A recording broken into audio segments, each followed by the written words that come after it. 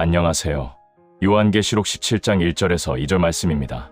또 7 대접을 가진 7 천사 중 하나가 와서 내게 말하여 이르되 이리로 오라. 많은 물 위에 앉은 큰 음녀가 받을 심판을 내게 보이리라. 땅의 왕들도 그와 더불어 음행하였고 땅에 사는 자들도 그 음행의 포도주에 취하였다 하고.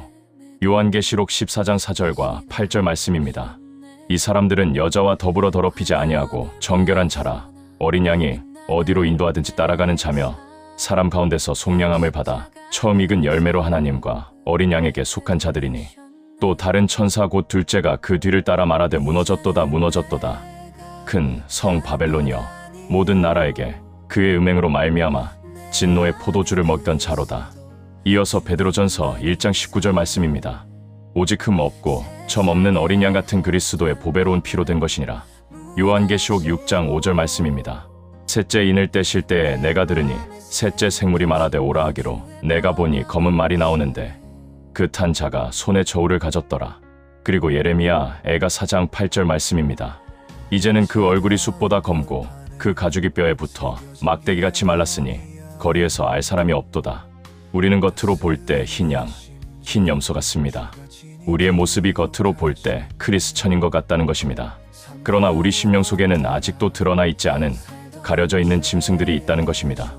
예수님은 우리 속에 들어오셔서 왕으로 통치함으로써 최종적으로 우리 속에 감추어져 있던 그런 짐승들을 완전히 심판하시고 품삯으로 끄집어내서 취하려고 하시는 주를 믿으시기 바랍니다.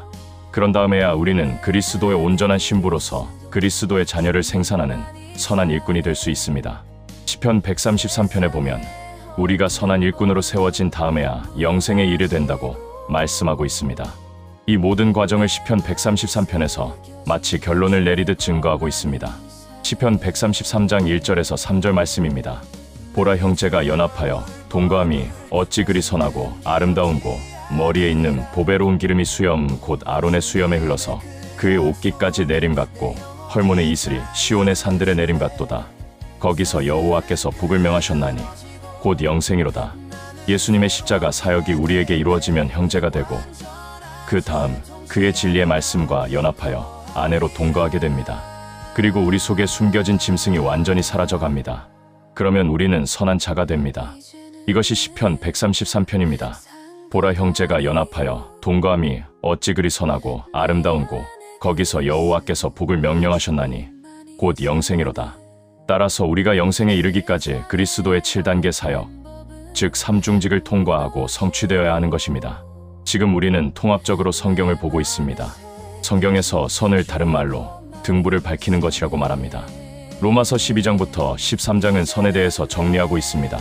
그 선은 아가페 사랑이라고 하면서 또 빛의 갑옷을 입은 것이라고 결론으로 말씀하십니다. 로마서 12장 2절 말씀입니다. 너희는 이 세대를 본받지 말고 오직 마음을 새롭게 함으로 변화를 받아 하나님의 선하시고 기뻐하시고 온전하신 뜻이 무엇인지 분별하도록 하라. 이어서 로마서 13장 12절입니다. 밤이 깊고 낮이 가까웠으니 그러므로 우리가 어둠의 일을 벗고 빛의 갑옷을 입자. 그러면서 마태복음 5장 13절에서 16절에 보면 너희는 세상의 소금이고 빛이다라고 했습니다. 마태복음 5장 13절에서 16절 말씀입니다. 너희는 세상의 소금이니 소금이 만일 그 맛을 잃으면 무엇으로 짜게 하리요. 후에는 아무 쓸데 없어 다만 밖에 버려져 사람에게 밟힐 뿐이니라. 너희는 세상의 빛이라. 산 위에 있는 동네가 숨겨지지 못할 것이요 사람이 등불을 켜서 말 아래 두지 아니하고 등경 위에 두나니 이 모든 사람에게 비추느니라. 이같이 너희 빛을 사람 앞에 비추게 하여 그들로 너희 착한 행실을 보고 하늘에 계신 너희 아버지께 영광을 돌리게 하라. 그 빛을 두고 말하기를 등불을 밝힌 것이라고 말씀하셨습니다. 성경을 종합적으로 이해하지 못하면 성경이 열리지 않습니다. 이제 계시록으로 돌아와서 7 등불이 증거됩니다. 7 등불은 성령님의 7단계 사역입니다. 이제 우리 안에 7가지 주님의 사역이 이루어졌습니다. 그 자는 선한 자가 됩니다. 이것이 등불이 밝혀진 자라고 합니다. 예수님의 7단계 사역이 결국 등불이라고 비유하고 있는 것입니다. 다시 강조해서 7개의 등불은 성령님의 일을 나타냅니다. 성령님의 7가지 일이 내게 완전히 이루어진 것이니까 7개의 등불이 내 속에 다 밝혀지게 된 것입니다. 이 모든 것을 선이라고 말씀하십니다. 다시 집중해서 지금까지의 역사를 생각해보면 우리 자신이 그리스도의 아내로 취해지고 심령 속 짐승이 완전히 사라져가고 우리가 등불을 완전히 밝힌 자로 되어진 것. 이 엄청난 세 가지의 묶음 역사를 증거하는 말씀이 열 처녀의 비밀임을 알게 되어집니다. 열 처녀 비유의 비밀을 보면 미련한 다섯 처녀는 등불, 즉 성령님의 등불 사역이 꺼져갔기 때문에 지옥에 갔습니다. 이제 등불이 꺼져간다는 말이 무슨 뜻인지 아실 것입니다. 한마디로 성령님의 7단계 사역이 다 이루어지지 못하는 자를 두고 등불이 꺼져간 자들이라고 말씀하셨던 것입니다. 이와는 반대로 영생과 상급을 받는 슬기로운 처녀들은 그리스도의 등불 사역이 성취된 자들로서 7등대를 꺼지지 않게 간검하고 밝힌 자들입니다. 이렇게 신랑의 혼인 잔치를 준비하며 기다리던 열 처녀 중에 미련한 다섯 처녀의 등불이 꺼져갔다는 것은 형제로 부름받아 이제 그리스도에 합당한 아내로 준비되어야 하는데 아내로서의 영성으로 넘어오지 못했고 아내로 선택되었음에도 그 속에 짐승이 완전히 소멸되지 아니해서 타락해 간 것을 의미하고 있었던 것이었습니다. 반면 슬기로운 다섯 처녀는 등불을 밝혔습니다. 등불을 밝히는 데 기름이 필요했다고 합니다. 여기서 기름은 성령님입니다. 곧 성령님은 7눈이고 7영이고 7등대이며 그 7등대는 그리스도의 7단계 사역이었습니다. 결과적으로 그리스도의 7단계 사역이 성취된 그 사람만이 주님의 아가페 사랑을 실천하며 살아가게 됩니다. 이주안의 심층 융합 통찰, 열역학 제2법칙 엔트로피와 생명의 기름 네겐트로피입니다.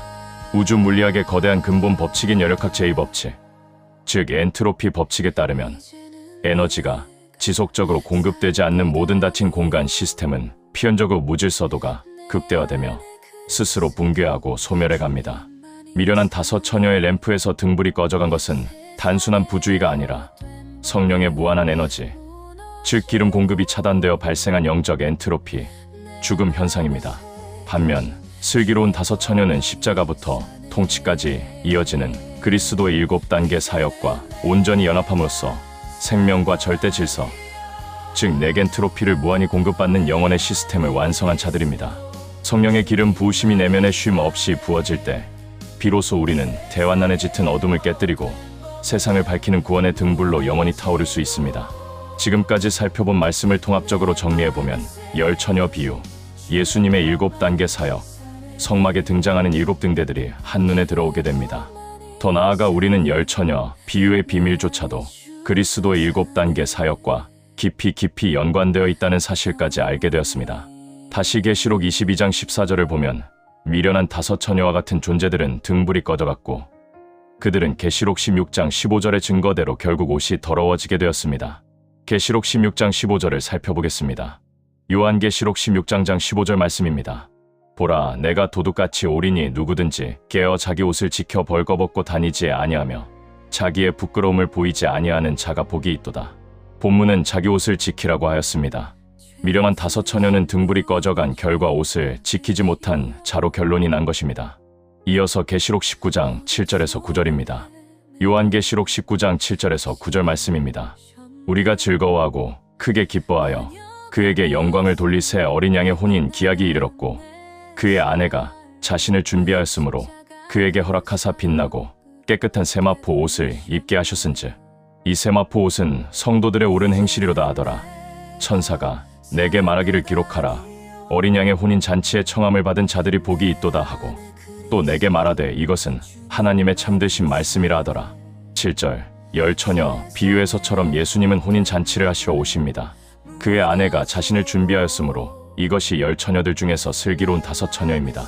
이 세마포 옷은 성도들의 옳은 행실이로다. 또한 여기 성도들의 옳은 행실이란 마태복음 5장 13절에서 16절에 증거된 착한 행실을 뜻하며 그것을 두고 소금과 빛의 삶으로서 곧 등불을 밝힌 것이라고 말씀하고 계십니다. 다시 정리하면 등불을 밝힌 것이 곧 성도들의 옳은 행실이고 그 등불을 밝힌 자가 열 처녀 중에 슬기로운 다섯 처녀인 것입니다. 또한 그들이 등불을 밝혀낼 수 있었던 것은 그리스도의 7단계 사역, 곧 성령님의 7등대 사역이 성취되었기 때문입니다. 계시록 22장 14절 말씀입니다. 그 두루마기를 빠는 자들은 복이 있으니 이는 그들이 생명나무에 나아가며 문들을 통하여 성에 들어갈 권세를 얻으려 함이로다. 이 말씀에서처럼 오늘날 슬기로운 다섯 처녀와 같은 사람들은 등불이 밝혀진 자, 등불 7개가 이루어진 자, 그들은 옷을 지킨 자, 빛나고 깨끗한 세마포 옷을 입은 자, 그들은 두루마기를 빠는 자들이기 때문에 혼인 잔치에 입성한 줄로 믿습니다. 우리는 지금까지 계시록에 증거된 성령님의 활동을 살펴보면서 성경 전체에서 증거된 아주 중요한 동맥과도 같은 말씀드린 창세기의 무지개, 언약과 그리스도의 7단계 사역의 일치와 더불어 계시록에서 성령님의 7등대까지 주님의 사역의 관점으로 통일시킨 것입니다. 더 나아가 성령님의 7등대 사역이 출애굽의 성막 속 등대의 규례와 연결이 되고 복음서의 10처녀 비유가 그리스도의 7단계 사역의 관점으로 통일된 것입니다. 그뿐만 아니라 그리스도의 사역이 야곱이 아내를 취하기 위하여 수고하며 섬기고 점 있고 아롱찌고 검은 짐승을 취하는 사역과 같은 비밀을 선포하고 있음을 알게 된 것입니다. 이 모든 것을 시편 133편에서 마치 결론을 내려주듯이 정확하게 선포하고 있었다는 말씀까지 살펴보면서 모든 성경 66권 전체가 오직 그리스도의 사역의 비밀을 나타내고 있음을 보았습니다. 이와 같이 지금 현재도 앞으로도 대환난 직전 시대의 성령님은 7영, 곧 7등불로 그리스도의 7단계 사역을 우리 속에 누군가에게 이루어 가시는 줄로 믿습니다.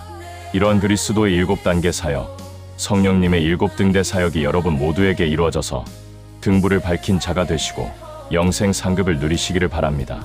성산교회 진리의 빛 등대 TV 이주환 목사입니다. 감사합니다. 어둠을 밝히는 진리의 시네마, 진리의 빛 등대 TV.